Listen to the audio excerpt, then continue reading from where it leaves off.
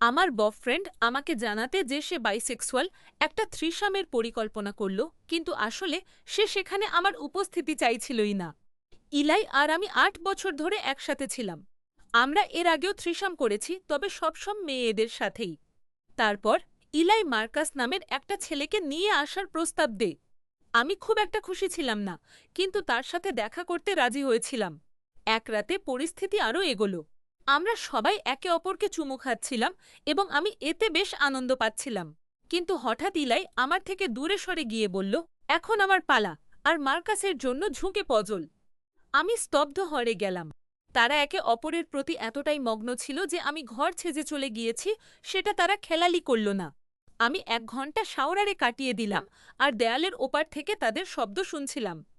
যখন আমি শেষ পর্যন্ত বাইরে এলাম, দেখলাম তারা আমার বিছানা গভীর ঘুমে আচ্ছন্ন। সেখানে আমার জন্য কোনো জায়গাই ছিল না।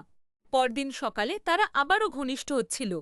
তারপর তাদের এত সাহস যে আমাকে ডোরড্যাশ থেকে খাবার অর্ডার করে দিতে বলল, কারণ তাদের নাকি খুব খিদে পেয়েছে। আমি নিজেকে একদম অসহায় অনুভব করছিলাম, কিন্তু যখন আমি আমার বন্ধুদের কথা জানালাম, তারা আমাকে হোমোফোবিক বলে আখ্যা দিল।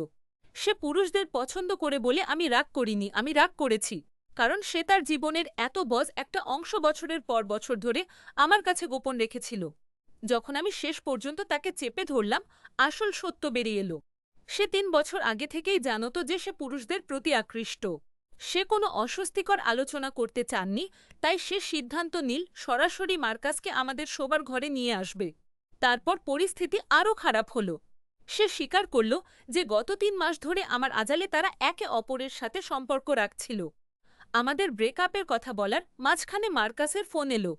ইলাই ফোনটা ধরল এবং আমাকে কথা বলতে বাধা দিল। আর আমি শুনলাম মার্কাস জিজ্ঞেস করছে আমি এখনও রেগে আছি কিনা।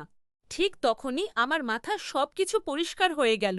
আমি বুঝতে পারলাম এটা কোনো পরিচয় প্রকাশের গল্প ন, এটা ছিল একটা পরকীয়া। আমি ইলাইকে তার ব্যাগ গুছিয়ে চলে যেতে বললাম। সে কোনো তর্কেও জজাল না, কারণ সে আগেই মার্কাসের সাথে থাকার পরিকল্পনা করে রেখেছিল। ৮ বছর অনেক দীর্ঘ সম, কিন্তু আমি সততা পাওয়ার যোগ্য।